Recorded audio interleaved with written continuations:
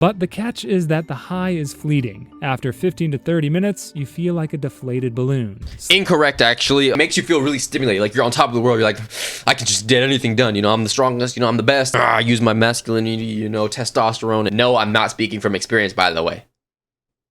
I think I speak for all of us when I say we all want to try fent someday. Just kidding. But it would be interesting to see what some of these illegal substances really feel like. Because unless you're an absolute crackhead or something, you're out here, you know, doing 15 lines of, you know, most of us probably don't know what any of these feel like. We're going to check out every addictive drug explained in 11 minutes. Cannabis. Whether you prefer calling it weed, Mary Jane, or hash. Marijuana, Mary Jane, za. They call it gas, okay? Everybody knows one person who's highly addicted to this, but swears they aren't, bro. Facts. Cannabis is everyone's favorite green leafy plant. Oh, yeah. Snoop Dogg swears by it. And has done a lot of side quests in life with his trusty blunt by his side. But while it may be one of the most popular drugs in the world, it's stirred up a lot of debate. You've probably heard people supporting weed saying, but weed helps me relax and deal with my anxiety. Half the time, these motherfuckers are literally unemployed, on the brink of homelessness or eviction, you know, just scratching and itching to get that next fix. Talking about something, it helps me relax, buddy. It does not help you do anything. It helps you maintain your life as a low life. I'm just kidding. Not all za smokers are cooked, but a lot of them are, bro. It's perfectly fine because it's all organic. While it may be true that weed can help issues like anxiety, body pain, and insomnia, there are a ton of problems associated with it. Facts. That stuff in marijuana that gets you high is THC, short for tetrahydrocannabinol. The secret ingredient gives you that What? Tetrahydrocannabinol, okay? Hydrocannabinol. The secret ingredient gives you that euphoric buzz. While also so it started making me feel like Zendaya from Euphoria and something. Oh, you know what I'm saying? See, I hope we talked about it, but some of the side effects, bro, I've heard people say that like they can't even like enjoy TV. They can't eat without smoking first. They got no appetite. Like, bro, I think Flight React said that same thing, bro. With your brain off that dub pack. The addictive part comes in when your body keeps looking for that high and feels attached to weed. You're like a child who doesn't want to go to bed without your blanket, which is weed. You're going to feel like you can't live without this stuff because you rely on it so much for energy, relaxation, and inspiration. And the crazy part is these people will swear that it's not an addictive substance. Like, you can't get addicted to weed because it grows out the ground, bro. It grows out of God's green earth. No, that's not how it works, bro. If you're dependent on it, I don't care if you can't get chemically addicted.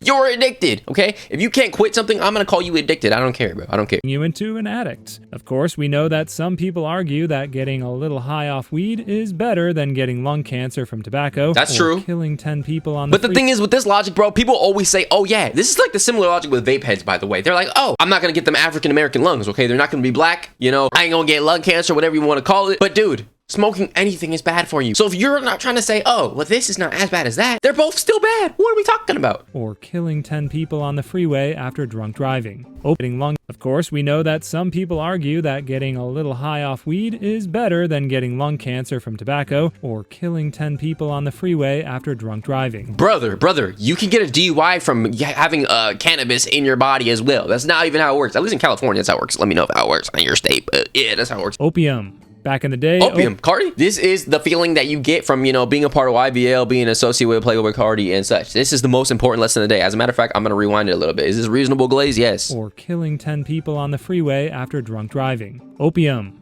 Back in the day, opium was like the OG pain reliever. People have been using it for ages to ease their aches and pains. Okay, so this is just like a glorified ibuprofen. So I could pop this whenever I'm feeling a little scratch or a little itch in my neck, you know, from sleeping in the wrong way, sleeping like this, or sleeping bent over, you know, with the butt tooted up. That's how we all sleep. Right, guys? We are all in strange positions. We are all left bent over and sore in our posterior regions, right? Headache? Opium. Bellyache? Opium. Got stabbed? Opium. When you pop some opium, it's like sending a music. signal Opium to your brain saying, hey pain, take a back seat. That's because it contains this chemical called morphine, which basically blocks those pain signals from getting through. It's like setting up a detour on the highway to your brain, giving you a break from the hurt. But opium isn't entirely safe. So it literally just intercepts the pain? That's kind of cool, bro. Just like catches it out of the air, transfers it over, slings it to the other side, and it's like, hey, I got you. Even though it's all natural, since it's made using a plant called poppies. In the start, it makes you feel relaxed. So like this is where poppy seeds come from, right? Poppy seeds and opium come from the same plant? I ain't even know that.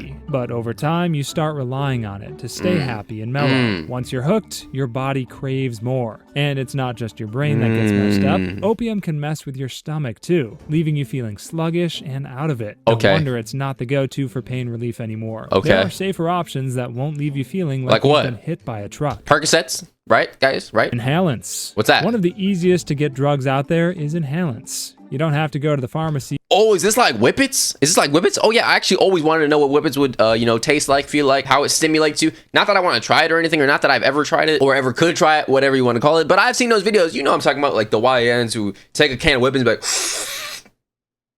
okay, remind me to never do that with my hands ever again in that position. Brief intermission. If you're enjoying the video, please subscribe to the channel. We're almost at 10K. Thank you. Thank you. Or your local drug guy. Instead, you can find these things practically anywhere. We're talking about everyday stuff like glue, gasoline, markers, and paint thinners. You guys are inhaling gasoline, glue? Brother, that's so weak. You should be inhaling Windex, Clorox.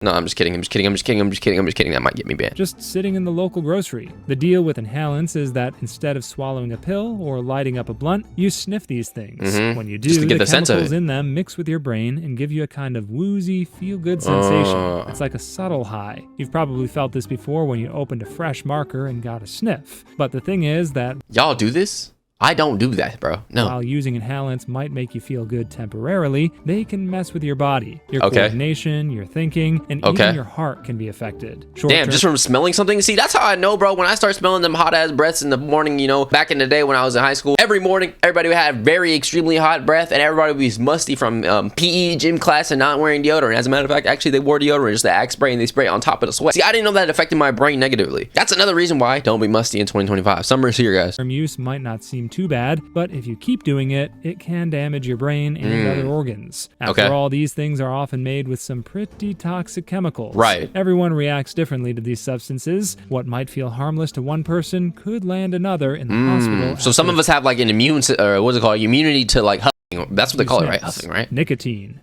If you've ever wondered why kicking the smoking habit is so tough, nicotine's the culprit. Let's hear it. It's a dangerous and sneaky... And I got homies who, cracked out on this right here. Nicotine, bro. This is like their, methamphetamine. This is their Walter White substance. This is their My Little Pony to a PDF, bro. Facts. Substance found in tobacco products like cigarettes, chewables, and vapes that hooks you in. You can thank nicotine for making tobacco so addictive. When you light up a cig, it's like nicotine's whispering to your brain, hey, let's do that again. Once nicotine enters your system, it goes straight for your brain, triggering a rush of dopamine. Dopamine is a feel-good chemical that's all about pleasure and rewards. In short, I like pleasure. I like rewards.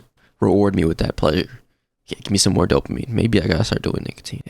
Yeah, give me more. I'm just kidding. I actually used to think that nicotine and tobacco were the same thing. You're like, come on. I didn't know it was like a separate thing. I don't know. It helps take the edge off, allowing you to feel relaxed and at ease. So you get chilled out. Feels good because nicotine's basically telling your brain, yeah, this is awesome. But don't be fooled because there's a dark side to nicotine. The happy feeling you get from nicotine doesn't last long, but your brain's going to be demanding more of it, forcing you to burn through an entire pack of cigarettes in a day. Okay, so that's where people start to chain smoke and stuff, smoking more than one time a day, because that nicotine will get you, bro. It will get you. It will creep up on you and be like, oh, you need to do it again because you're not really happy. You know what will make you happy? Some cigarettes, some cigars, some drugs. Yeah, that's basically how every drug works in a nutshell, right? It may feel good. It's going to lead to lung cancer or getting your limbs cut off. Heroin. Neurotransmitters are like little messengers in your brain. Well, we're going into the hard stuff. This is the crazy stuff, okay? This is the stuff, the juicy stuff, the stuff that I'm really interested. Not because I want to try it, but, They're just the interested. Ones who tell your body, hey, time to feel happy, or ouch, that hurts. But then along comes heroin, messing with these messengers' jobs. Okay. When you take heroin, it finds its way to your brain and latches onto the neurotransmitters that deal with happiness and pain relief. It basically tells them to pump out more of those feel-good chemicals like dopamine. So suddenly your brain is high off of pleasure and you forget all about the pain. The pleasure, however, comes... So you stab yourself with this injection right here. It's in the corner. I'm going to move myself out the way so y'all can see it.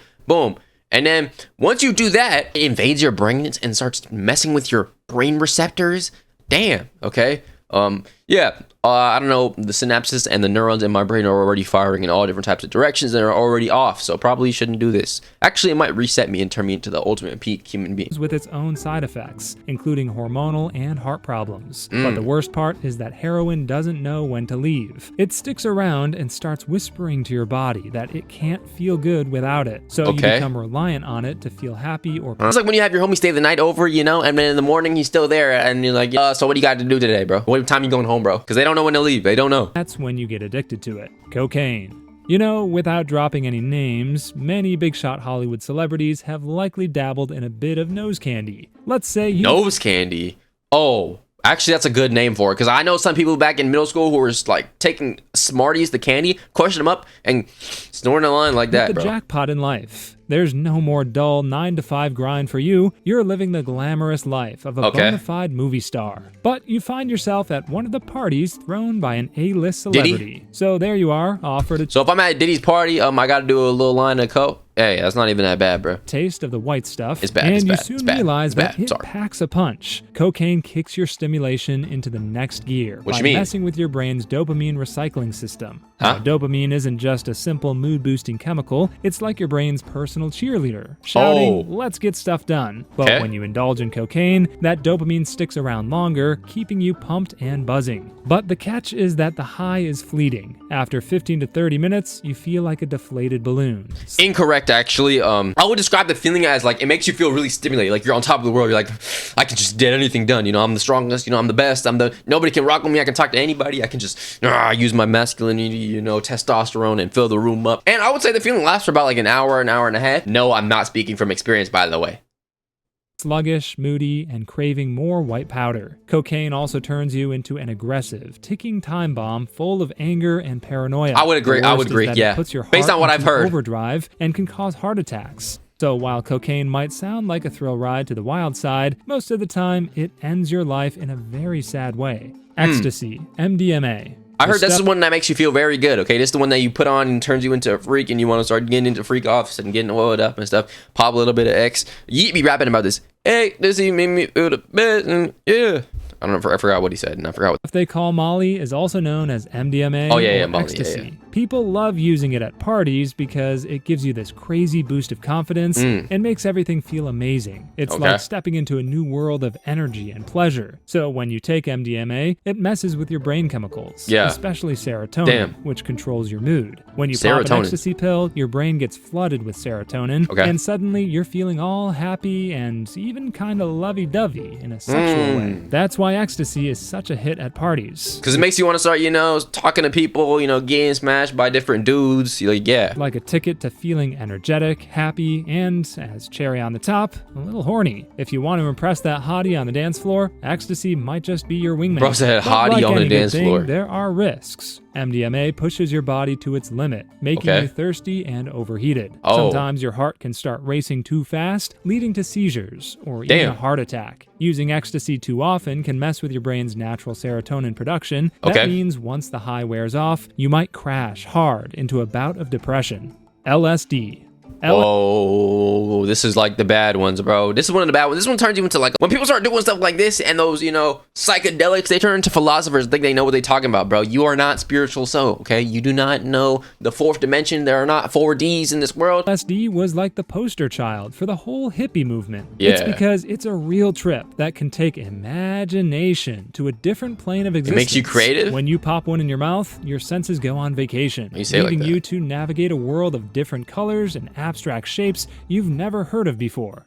So it turns you into like a Van Gogh painting, dude. LSD does is that it changes how your serotonin system reacts, forcing your body to alter the way it sees and hears things. You're gonna start hallucinating, seeing things that aren't there, while also changing how you a whole car and you can't even see it, bro. Yeah, they're just gonna say that you're blind or you're Asian, bro. Yeah, you don't want to be honest, bro. Perceive time. An entire hour may feel like an eternity when you're under LSD's spell. Some people love the LSD experience, thinking it's some kind of spiritual awakening. Others, you're not the Avatar and you ain't in no Avatar state, bro. Just like the way it makes the world look different. But the thing is that an LSD trip can get wild. What's a mind-bending adventure for one person could become a nightmare for another. Take too much and you might question what's real and what's not. So while LSD Okay. can open up a whole new world, it's not for the faint of heart. None of these stuff is for anybody at all. He making it sound like this might not be for you. Bro, this is not for anybody. Ketamine was mainly used for knocking Ain't this another Cardi song? people out cold during surgeries. But there was a twist with this drug. It turned out to be pretty unique compared to other drugs, especially when it comes to the experience it gives to recreational users. Ketamine is what you'd call a dissociative drug. That means it's like stepping outside of yourself and seeing the world. Whoa, that's kind of scary, because some of us, I've already had like some type of experience with like this dissociative, out of body experiences on my own with my own brain, bro. With this, oh hell no, bro. In a movie, ketamine users call this state the K-hole, and it's similar to going on a wild ride with the K-hole. Does that mean you put the syringe into the A-hole and then you go into the K-hole? Wild ride. I'm sorry, that was corny. Leaving your bed. But things get interesting because ketamine comes with its fair share of risks. Like what? Just like any other drug, if you're chasing that K-hole, it can mess with your perception of reality big time. Yeah, it's like makes sense. blurring the line between what's real and what's fake. just a ketamine-induced trip. Never mind. Magic mushrooms. Psilocybin is like the same thing as like, what's it called? Whatever you call it. What's it called? LSD kind of roller like, coaster right? for your brain, taking you on this trippy journey that some folks might describe as spiritual or mind-blowing. In those magic mushrooms, there's this chemical called psilocin. It latches onto specific brain cells that handle your mood, perception, and thinking. Once it hooks onto those cells, it starts messing with how your brain processes everything. Suddenly, your brain is throwing a party and inviting all sorts of emotions, sights, and sounds to the weirdest event ever. People munch on these shrooms to change their mood and see the world differently. Sometimes it even feels like you're one with everything around you. No wonder hippies and those seeking a spiritual kick love these magic mushrooms. But the fact is that shrooms can be seriously risky. Like how? They change your sense of reality, and a bad trip can send you spiraling into anxiety and paranoia. Even the tiniest thing, like a cat's meow, might feel like a roaring lion. That's crazy. You're off a mushroom, you go to and you see a cat go meow, and you see a tiger or a lion in the distance. Yo, yeah, don't ever give these to me, bro. Shroom trip. Ayahuasca. What's that? The name that makes it sound like it's a Harry Potter Ayahuasca. Yeah, it sounds like a Harry Potter spell for sure. Ayahuasca is your all-natural psychedelic brew that's made for spiritual healing, but has made a name. So this is like a beverage? Itself as a recreational brew that's made for spiritual healing, but has made a name for itself as a recreational drug. Ayahuasca is made by brewing specific vines from the Amazon rainforest and has been used So this is some Brazilian stuff, no? South America for a long time. But in other countries, it's used for a lazy Saturday night psychedelic trip. This brew contains DMT, which is a powerful psychedelic compound that hijacks your brain and alters your decision-making and self-awareness. That explains why an ayahuasca trip makes you see vibrant colors and otherworldly beings that don't exist. The trip is intense, hitting you like a Mike Tyson punch, but it's like you're in a deep therapy session that makes I'm not doing anything recreationally that would feel like a Mike Tyson punch. That does not even sound fun. One with the universe. While ayahuasca can give you a fantastic ride on the psychedelic train, it can attack the deepest parts of your mind. This is why you might see visions of your deepest fears and unresolved issues while on an ayahuasca trip. While some people claim that ayahuasca can help them overcome trauma and fears, it's not the best experience for everyone, especially the ones who can get easily freaked out by spooky visions. That makes sense. Well, that was every addictive drug explained in 11 minutes. I think the overall moral of the story is don't do drugs. If it's any drug, you should try to stay away from it. Obviously, there are ones that are like crazier and there are ones that are like more like, not as crazy. But honestly, if we're being real, everybody should try to stay away from everything, including alcohol, including cannabis, including nicotine, all of the above, bro. Stay away from it, stay clean, breathe air. But let me know what you think down below in the comment section. Please make sure you subscribe to the channel. We're almost at 10K. Discord link in the description. With that being said, it's love you all. I love you, and I'm out.